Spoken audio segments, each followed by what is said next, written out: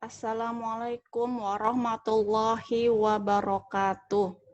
Hari ini tanggal 26 Oktober 2020, mata pelajaran siklus akuntansi akan membahas kompetensi dasar pengetahuan 3.5.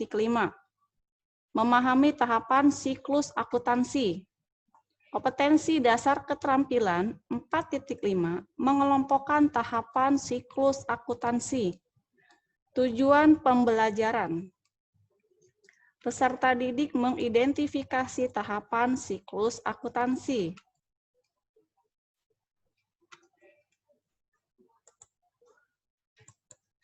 Apa itu siklus akuntansi? Siklus akuntansi merupakan suatu proses laporan keuangan yang dapat dipertanggungjawabkan dan diterima pada suatu periode tertentu. Siklus akuntansi terdiri dari 4. Yang pertama, bukti transaksi. Kedua, jurnal. Ketiga, buku besar. Dan keempat, laporan keuangan. Berikut adalah pengkodean akun. Kode akun atau rekening untuk nomor 1 adalah untuk kode rekening atau kelompok akun harta. Nomor 2 untuk utang. Nomor 3 modal. Nomor 4 penghasilan atau pendapatan. Dan nomor 5 untuk beban. Berikut adalah kode akun perusahaan jasa. Nomor 1 untuk harta, di mana ada harta lancar dan harta tetap. Kode akun 2 untuk utang. Ada utang lancar dan utang jangka panjang. Akun nomor 3 untuk modal. Akun nomor 4 untuk pendapatan. Dan akun nomor 5 untuk beban. Berikut adalah bukti transaksi untuk mencatat ke dalam jurnal. Ada kwitansi. Kwitansi adalah bukti terjadinya pembayaran maupun penerimaan sejumlah uang. Kedua, ada memo. Memo adalah bukti transaksi yang dibuat oleh pimpinan perusahaan atau orang yang diberikan wewenang untuk suatu kejadian-kejadian yang berlangsung di dalam internal perusahaan bersangkutan. Kemudian yang ketiga, nota debit. Merupakan dokumen transaksi sebagai permintaan pengurangan harta kepada pihak penjual atau bukti yang berisi informasi yang menyatakan tentang pengiriman kembali barang yang tidak sesuai dengan pesanan atau rusak. Yang keempat adalah nota kontan. Yang keempat adalah nota kredit. Nota kredit adalah bukti transaksi penerimaan barang yang telah dijual dan pengambilan barang. Selanjutnya yang kelima, ada faktur, merupakan bukti transaksi penjualan secara kredit. Bukti transaksi selanjutnya ada nota kontan. Nota kontan merupakan bukti transaksi penjualan secara tunai. Jurnal. Langkah setelah itu adalah jurnal. Setelah bukti transaksi terkumpul, maka kita proses atau dicatat ke dalam jurnal. Jurnal adalah catatan akuntansi permanen yang pertama atau Book of Original Entry yang digunakan untuk mencatat transaksi keuangan perusahaan secara kronologis dengan menyebutkan akun yang didebit maupun yang dikredit. Bentuk jurnal ada 2, yaitu jurnal umum dan jurnal khusus. Berikut adalah contoh jurnal umum pada suatu usaha bengkel mobil Nichi selama bulan September 2019. Tanggal 2 menyetor uang ke bank untuk modal usaha sebesar 40 juta rupiah. Maka jurnal umumnya kas pada debit dan modal pada kredit.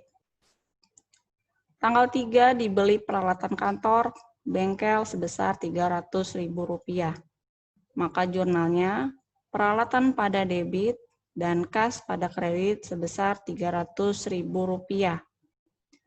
Tanggal 6 diterima pendapatan servis sebesar Rp500.000.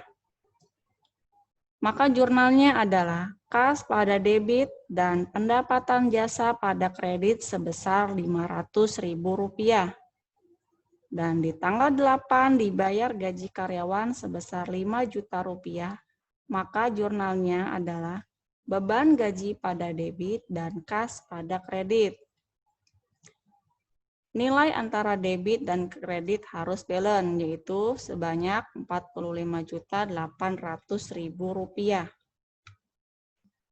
Ini adalah jurnal khusus, terdiri dari jurnal penjualan, jurnal penerimaan kas, jurnal pembelian, dan jurnal pengeluaran kas. Di mana untuk tanggal adalah untuk mengisi tanggal transaksi, nomor faktur adalah untuk nomor faktur yang tertera, keterangan atau nama customer untuk nama pelanggan, referensi untuk nomor akun, dan debit kredit untuk nominalnya.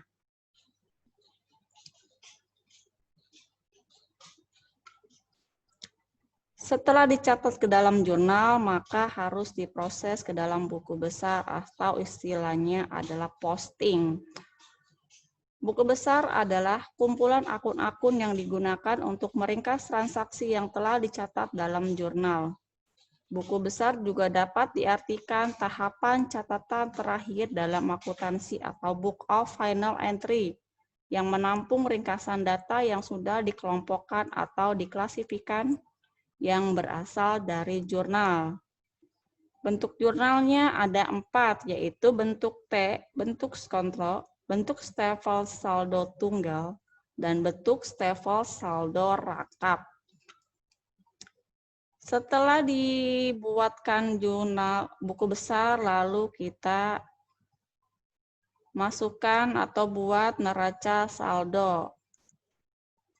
Neraca saldo adalah sebuah daftar yang memuat semua akun dengan saldo yang totalnya bersumber dari buku besar. Artinya saldo-saldo yang sudah ada di buku besar, kita rekap ke dalam neraca saldo. Selanjutnya adalah jurnal penyesuaian. Pengertian, jurnal penyesuaian adalah jurnal yang dibuat untuk menyesuaikan saldo akun-akun ke saldo yang sebenarnya, sampai dengan periode akuntansi, atau memisahkan antara pendapatan dan beban dari suatu periode dengan periode yang lain. Ada 5 akun yang harus disesuaikan. Pertama, penyusutan aset tetap. Kedua, beban dibayar di muka. Ketiga, beban yang masih harus dibayar. Keempat, pendapatan diterima di muka. Kelima, piutang pendapatan.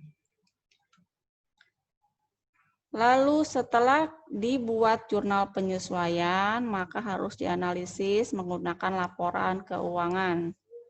Laporan keuangan adalah sekumpulan informasi keuangan perusahaan dalam suatu periode tertentu yang disajikan dalam laporan sistematis yang mudah dipahami oleh semua pihak yang membutuhkan. 4 macam laporan keuangan: income statement atau laporan laba rugi, capital statement atau perubahan modal, balance sheet adalah neraca, dan cash flow statement adalah laporan arus kas. Langit cerah berwarna biru, rindu hati ke kota Mekah. Hormati olehmu setiap guru karena akan membawa berkah. Terima kasih sudah mengikuti dan menyimak pelajaran praktikum akuntansi jasa pada hari ini. Terima kasih sudah mengikuti pelajaran akuntansi dasar untuk materi siklus akuntansi pada hari ini, Senin 26 Oktober 2020. Semoga materi ini dan yang sudah disampaikan dapat kalian pahami dan kalian pelajari lebih jauh. Apabila terdapat kekurangan, agar dimaafkan. Kita akhiri materi ini dengan membaca hamdalah. Wabillahi taufiq wal hidayah. Wassalamualaikum warahmatullahi wabarakatuh.